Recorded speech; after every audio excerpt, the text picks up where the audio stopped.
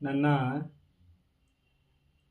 ಮೇರುಕೃತಿ ಶ್ರೀ ತಿರುಮಲೇಶನ ತ್ರಿಗುಣಾತ್ಮಕ ಪ್ರಪಂಚ. ಈ ಟೈಟಲ್ಗೆ ಅಕ್ಷರಶಃ ನ್ಯಾಯ ಒದಗಿಸಿದ್ದೇನೆ. ಪ್ರಪಂಚ, ತ್ರಿಗುಣಾತ್ಮಕ ಪ್ರಪಂಚ, ತಿರುಮಲೇಶನ ಜನ ತಿರುಪತಿ ಪುಸ್ತಕ ಬರೆದವನೇ ಅಂತ ಇದನ್ನೇ ಹೇಳಿದ್ದೀನಿ ಹಿಂದೆ ಸರಿ. ತಿರುಪತಿ ಪುಸ್ತಕ ಬರೆದಿದ್ದಾನೆ ಅಂತ.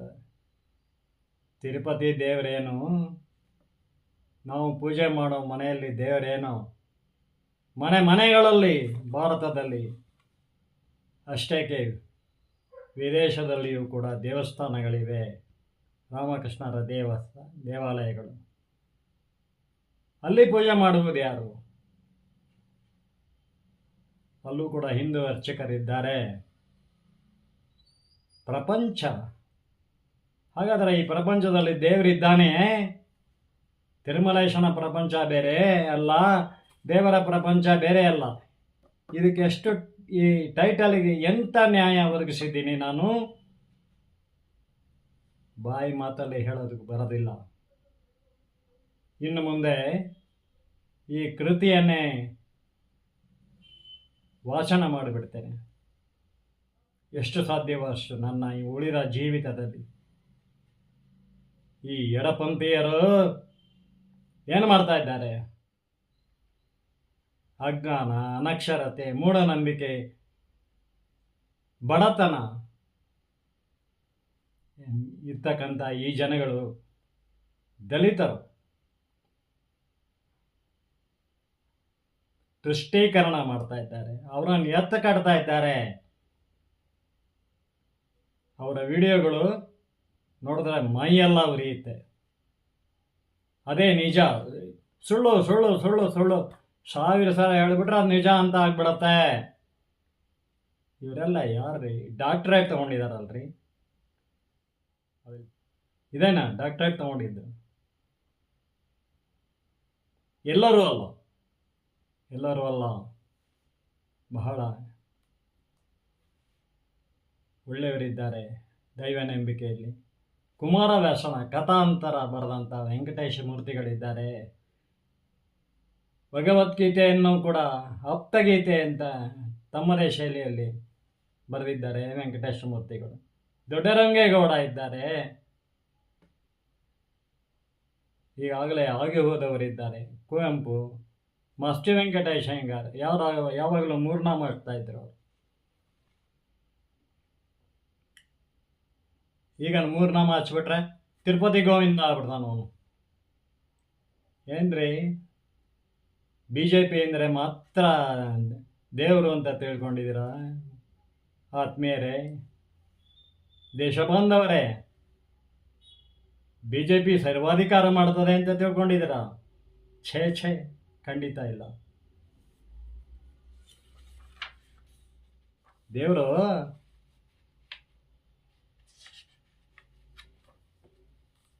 ಹರಕೆ ಕಾಣಿಕೆ ತಂದು ಹಾಕು ನನ್ನ ಹುಂಡಿಗೆ ನನಗೆ ಅಂತ ಕೇಳಿದಾನ, ಹರಕೆ ಮಾಡ್ಕೊ ಅಂತ ಹೇಳಿದಾನ.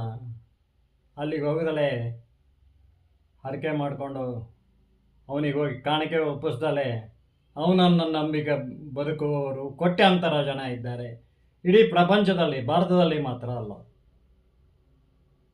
ಶ್ರೀನಿವಾಸನಿಗೆ ಚಿನ್ನದ ಕಿರೀಟ ಮಾಡಿಸಿ ವಜ್ರಾಭರಣಗಳಿಂದ ಅರ್ಪಿಸಿ ಅಲಂಕರಿಸಿ, ಚಿನ್ನದ ಕಿರೀಟ ವಜ್ರಾಭರಣಗಳ ಅರ್ಪಿಸಿದ ಸಿರಿವಂತರ ಮಾತಂತಿರಲಿ. ಕಡು ಬಡವರು ಕಷ್ಟಪಟ್ಟು ಬೆವರು ಹರಿಸಿದ ದುಡಿಮೆ ಹಣದಲ್ಲೊಂದಿಷ್ಟು ಭಾಗವನ್ನು ತಂದು ಇಲ್ಲಿ ಹರಕೆ ಕಾಣಿಕೆಯಾಗಿ ಅರ್ಪಿಸುವವರೆಂದರೆ ದೈವಾನುಗ್ರಹದ ಮುಂದೆ ಹಣವೆಂಬುದು ಏನೂ ಅಲ್ಲ, ಅನಿಸದೇ ಇರದು. ಏನೀ ಜನ ತಂದು ಹಿಂಗೆ ಹಾಕ್ತಾರೆ, ಹುಂಡಿಗೆ ಆಭರಣಗಳನ್ನು ಹಾಕ್ತಾರೆ, ಹರಕೆ ಕಾಣಿಕೆಗೆ ಅಂತ ಹಣ ಹಾಕ್ತಾರೆ. ಏನಿದು? ಅವರೆಲ್ಲ ದಡ್ರು, ನೀವು ಮಾತ್ರ ಬುದ್ಧಿವಂತರ. BJP ಅಂದರೆ ದೇವರ?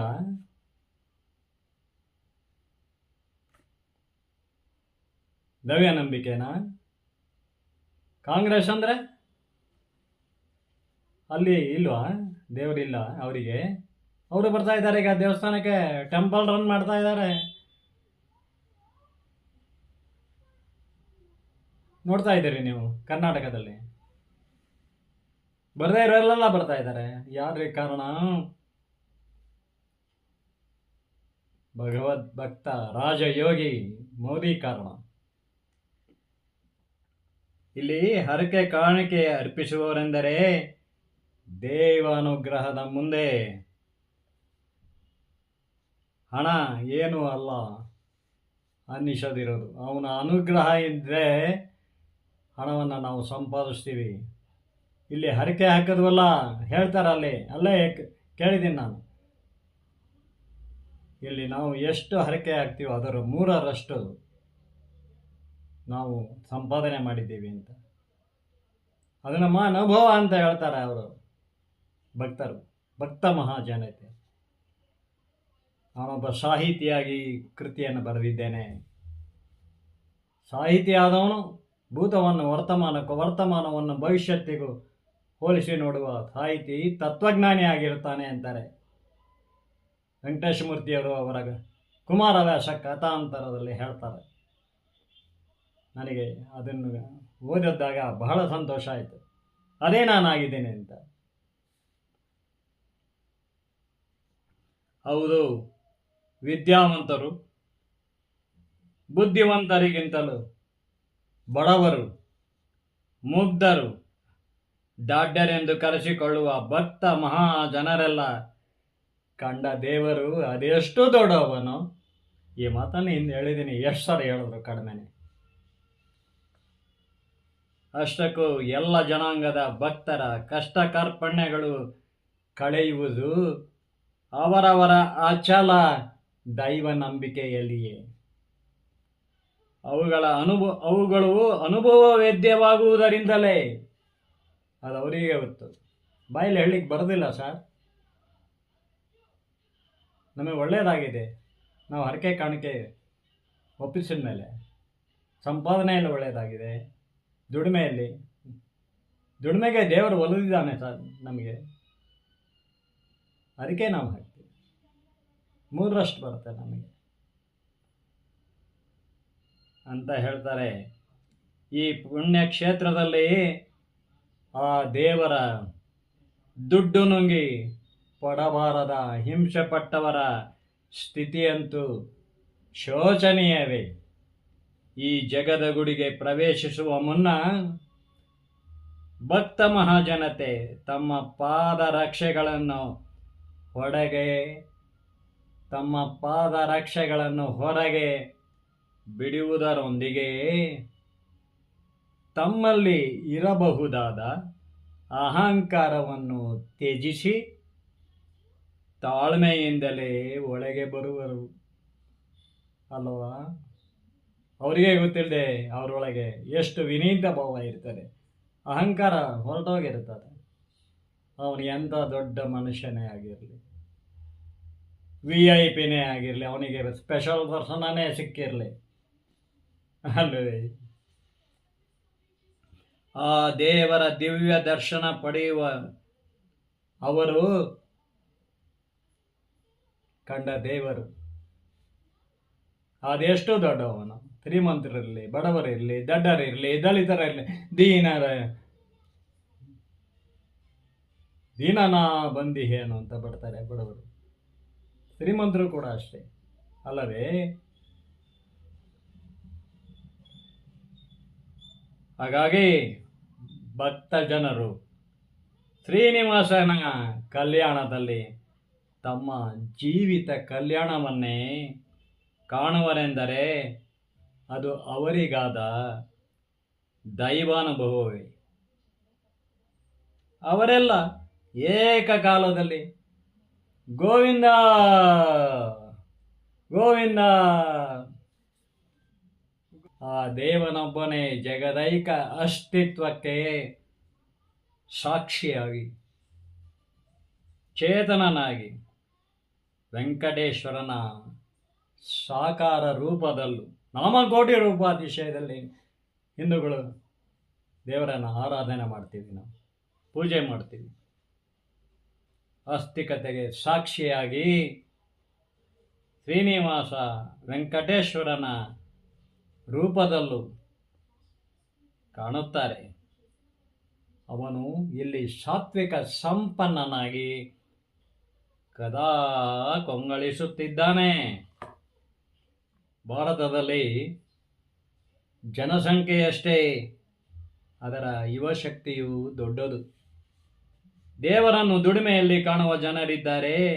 ದೇವರ ಪ್ರಾರ್ಥನೆಯಿಂದಲೇ ದಿನವನ್ನು ಆರಂಭಿಸುವ ಅವರಿಗೆ ಬಡತನ ಕೂಡ ಬದುಕಿನ ನೂರಾರು ಮುಖಗಳನ್ನೆದುರಿಸಿ ಬಾಳುವ ಛಲ ಕೊಡುತ್ತದೆ. ಅದನ್ನು ಅರಿತವರೇ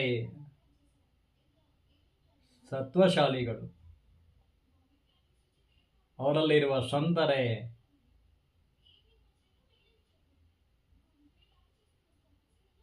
ಸತ್ವಗುಣ ಸಂಪನ್ನರು.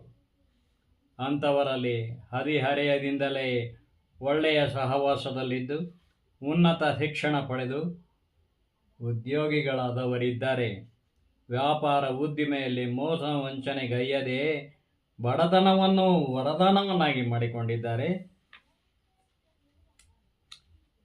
ಶ್ರೀನಿವಾಸನ ಕಲ್ಯಾಣ ಕಥೆಯೇ ಹೇಳುವಂತೆ ಆಕಾಶರಾಜನ ಮಗಳು ರಾಜಕುಮಾರಿ ಪದ್ಮಾವತಿ, ಆಕಾಶರಾಜನ ಮಗಳು ಪದ್ಮಾವತಿ ಬೆಟ್ಟದ ಮೇಲಿರುವ ಬಡವ ಶ್ರೀನಿವಾಸನನ್ನು ಪ್ರೀತಿಸಿ ಆತನನ್ನೇ ಮದುವೆಯಾಗುವೆ ಎಂದು ಹಠ ಹಿಡಿಯುತ್ತಾಳೆ.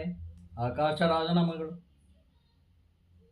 ತನ್ನ ಮಗಳು ರಾಜಕುಮಾರಿಯಲ್ಲಿ ಬೆಟ್ಟದಲ್ಲಿ ವಾಸಿಸುತ್ತಿರುವ ಬಡವ ಶ್ರೀನಿವಾಸನಲ್ಲಿ ಪೀಠಿಕೆಯಲ್ಲ ಇದೆಲ್ಲ ಹೇಳ್ತಾ ಇದ್ದೇನೆ. ಕಡೆಗೆ ಮಗಳ ಯೋಗಕ್ಷೇಮ ಮುಖ್ಯವೆಂದರಿತ ಆಕಾಶರಾಜ ಶ್ರೀನಿವಾಸ ಬಡವನಾದರೂ ಸರಿ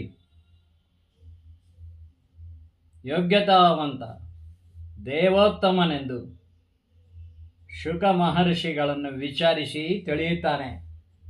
ಈ ಶುಕ ಮಹರ್ಷಿ ಯಾರು ಅದು ಇನ್ನೊಂದು ದಿವಸ ಹೇಳುತ್ತಾನೆ. ವಿಚಾರಿಸಿ ತಿಳಿಯುತ್ತಾನೆ. ಪದ್ಮಾವತಿಯನ್ನು ಶ್ರೀನಿವಾಸನಿಗೆ ದಾರಿ ಎರೆದು ಕೊಡುತ್ತಾನೆ. ಆ ಶುಕಮನಿ ಮದುವೆ ಆಗನೆ ಬೇಡ ಅಂದಿರ್ತಾನವನು, ಆಮೇಲೆ ಮದುವೆ ಆಗ್ತಾನೆ. ಹೇಗೆ? ಅದು ಬಹಳ ಕುತೂಹಲವಾದ ಕತೆ. ಆದ್ದರಿಂದ ಶುಕಮನಿನೇ ಅವನು ವಿಚಾರಿಸ್ತಾನೆ ಆಕಾಶರಾಜ. ಹಾಗಾಗಿ ಪದ್ಮಾವತಿಯನ್ನು ಬೆಟ್ಟದ ಮೇಲಿರುವ ಬಡವ ಶ್ರೀನಿವಾಸನಿಗೆ ದಾರೆ ಎರೆದು ಕೊಡುತ್ತಾನೆ. ಸ್ವಇಚ್ಛೆಯಿಂದಲೇ ವಜ್ರ ವೈಡೂರ್ಯ ಕನಕಾಭರಣಗಳನ್ನು ಕೆಲವು ಗ್ರಾಮಗಳನ್ನು ಬಳಿಬಳಿಯಾಗಿ ಕೊಡುತ್ತಾನೆ. ಮಾವನಿಂದ ಹೆಣ್ಣನ್ನಲ್ಲದೆ ಏನನ್ನೂ ಅಪೇಕ್ಷಿಸದ ಶ್ರೀನಿವಾಸ ಅಳಿಯ ದೇವರು ಸಂತನಂತಿದ್ದ ಶ್ರೀನಿವಾಸನಿಗೆ ಹಣ ಕೊಟ್ಟು ಆಕಾಶ ರಾಜ ದೇವರಂತ ಮಾವನೇ ಆಗುತ್ತಾನೆ. ಹೀಗೆ ಶ್ರೀಮಂತರೆಲ್ಲ ಮಗಳನ್ನು ಯೋಗ್ಯ ಬಡ ಹುಡುಗನಿಗೆ ಕೊಟ್ಟು ತಮ್ಮ ಮಗನಿಗೆ ಯೋಗ್ಯತೆ ಉಳ್ಳ ಬಡ ಹುಡುಗಿಯನ್ನು ತಂದು ಮದುವೆ ಮಾಡುವುದಾದರೆ ಶ್ರೀಮಂತರು ಬಡ ಹುಡುಗನಿಗೆ, ಬಡವರು ತಮ್ಮ ಹುಡುಗಿಯನ್ನು ಶ್ರೀಮಂತರಿಗೆ ಮದುವೆ ಮಾಡುವುದಾದರೆ ಈ ಪ್ರಪಂಚದಲ್ಲಿ, ಈ ದೇಶದಲ್ಲ, ಈ ಪ್ರಪಂಚದಲ್ಲಿ ಬಡವರೇ ಇರುವುದಿಲ್ಲ ಅಲ್ಲವೇ? ಸರ್ವರಿಗೂ ಸಮಬಾಳು ಸಮಪಾಲು ಕಮ್ಯುನಿಸಮ್ ಅದು ಅದರ ವೈಫಲ್ಯ ರಷ್ಯಾದಲ್ಲೂ ಆಗಿದೆ, ಚೀನಾದಲ್ಲೂ ಆಗ್ತಾ ಇದೆ. ರಷ್ಯಾ ಈಗ ಅಲ್ಲಿ ಪ್ರಜಾಪ್ರಭುತ್ವ ಇದೆ, ಗೊತ್ತಿಲ್ಲ ಭಾಳಷ್ಟು ಜನಕ್ಕೆ. ಆಗ ಇವನು ಕೂಡ ಅಳಿಯ ದೇವರಾಗ್ಬಿಡ್ತಾನೆ. ಅವನ ಹಾಗಿರಬೇಕು. ಹೆಂಡ್ತಿಗೆ ಹೋಗಿದ್ದು ವರದಕ್ಷಿಣೆ ದುಡ್ಡು ತಗೊಂಡು ಬಾ ಅಂತ ಹೇಳಿ ಅವಳು ತರಲಿಲ್ಲ ಅಂತ ಅವಳಿಗೆ ಹಿಂಸೆ ಕೊಡೋದು, ಅವಳು ಆತ್ಮಹತ್ಯೆ ಮಾಡ್ಕೊಳ್ಳೋದು, ಇವನ ಆತ್ಮಹತ್ಯೆ ಮಾಡ್ಕೊಳ್ಳೋದು ನೋಡಿ ನೋಡಿ ಬಹಳ ಬೇಸರ ಆಗ್ತದೆ. ದುಡಿಯೋದಕ್ಕೆ ಸಾವಿರಾರು ದಾರಿ, ಸಾಯೋದಕ್ಕೆ ಒಂದೇ ದಾರಿ. ಯೋಚನೆ ಮಾಡಿ. ದೇವರನ್ನು ನಂಬಿದವ ಸದಾ ಸುಖಿ, ದೇವರಿಲ್ಲ ಎನ್ನುವನು ಗೊಂದಲದಲ್ಲಿರ್ತಾನೆ. ಅಂಥವ್ರೆ ಹಂಗೆ ಮಾಡ್ಕೊಳ್ಳೋದು. ಜೀವನ ಅನ್ನೋದು ಅಡೆತಡೆಗಳನ್ನು ದಾಟಿ, ಕಷ್ಟದ ಹೊಳೆಗಳನ್ನು ದಾಟಿ ಬರಬೇಕು. ಆಮೇಲೆ ತಿರುಗಿ ನೋಡಬೇಕು ಹೆಮ್ಮೆಯಿಂದ, ಆ ದೇವರ ಕೃಪೆಯಿಂದ. ಅಂದರೆ ಅವಾಗ ಅರ್ಥ ಆಗ್ತದೆ.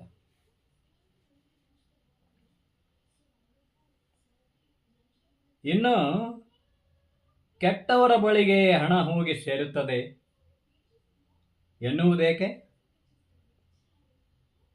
ಲಕ್ಷ್ಮೀ ಕಟಾಕ್ಷವು ಅಂಥವರಿಗೇಕೆ? ಬಡವರು ಬಡವರಾಗಿಯೇ ಇರಬೇಕೆ? ನಾನು ಹೇಳ್ತಾ ಇದ್ದೇನೆ, ಸಾಹಿತಿಯಾಗಿ ನೋಡಿದ್ದೇನೆ. ಏನೋ ದೈವಭಕ್ತಿಯಿಂದ ಹಿಂಗೆ ಕೈ ಮುಕ್ಕೊಂಡು ಬರೆದಿರೋದಲ್ಲ ಇದು. ಅವನ ಕೃಪೆ ಇದೆ. ನಾನು ಆ ಮಾರ್ಗದಲ್ಲಿ ಹೋದಾಗ ಖಂಡಿತ ಹೌದು, ಅವನ ಪ್ರೇರಣೆ ಇದೆ ಬರೆಯುವಾಗ. ನನ್ನ ಶಬ್ದ ಸಂಪತ್ತು ಇರ್ಬೋದು, ಪ್ರತಿಭೆ ಇರ್ಬೋದು, ಸಾಧನೆ ಇರ್ಬೋದು, ವರ್ಷನಗಟ್ಟಲೆ 30 ವರ್ಷದ ಸಾಧನೆ ಇರ್ಬೋದು. ಇದರ ಹಿಂದ್ಗಡೆ ಅವನ ಪ್ರೇರಣೆ ಬರೆಯುವಾಗ. ಇದನ್ನು ಮಾಸ್ತಿ ವೆಂಕಟೇಶ ಅಯ್ಯಂಗಾರ್ ಬಹಳ ಚೆನ್ನಾಗಿ ಹೇಳ್ತಾರೆ. ಅವನೇ ತೇನವಿನ ತೃಣಮಪಿ ನಚಲತಿ ಅಂತಾರೆ ಕುವೆಂಪು.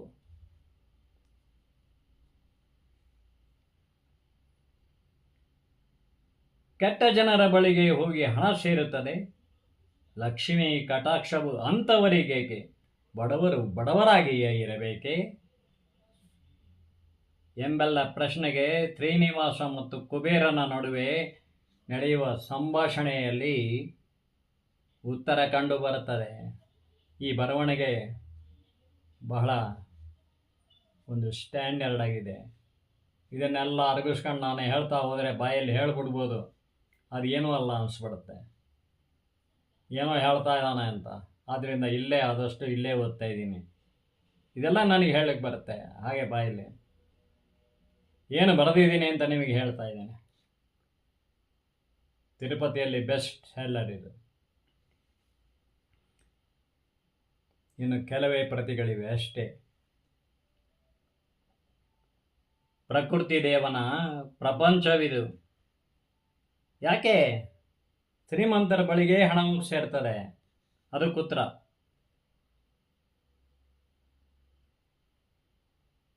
ಎಲ್ಲಿ? ಶ್ರೀನಿವಾಸ ಮತ್ತು ಕುಬೇರನ ನಡುವೆ ಸಂಭಾಷಣೆ ಇದೆ.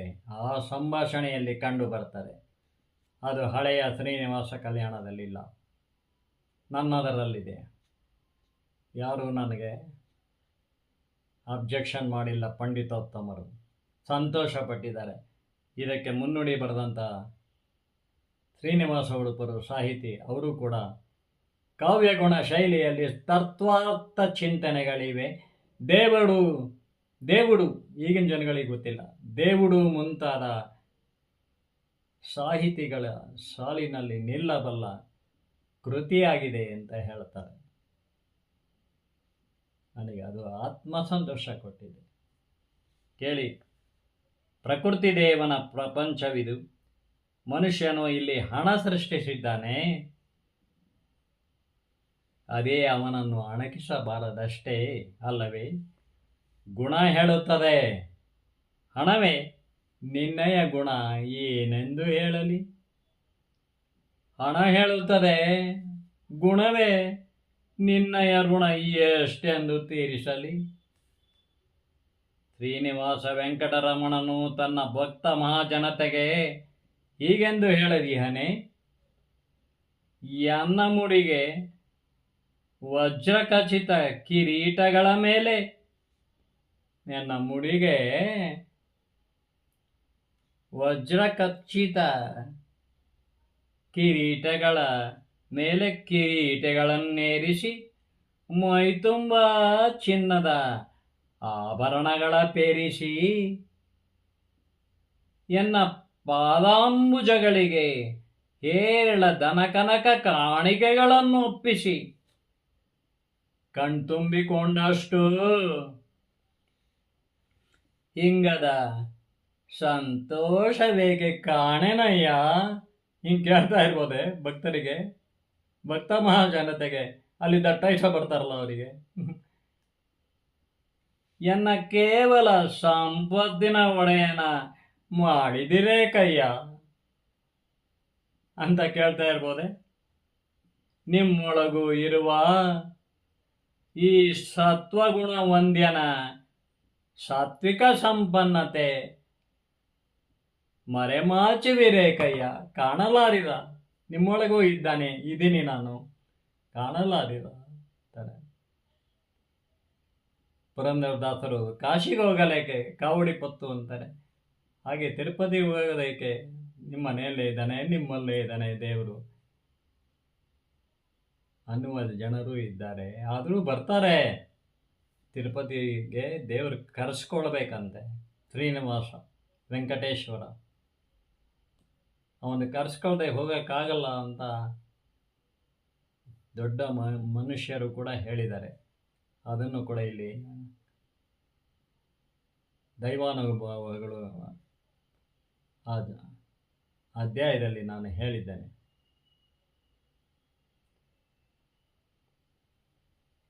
ನಿಮಗೆಲ್ಲರಿಗೂ ಆ ದೈವಾನುಗ್ರಹ ಇರಲಿ.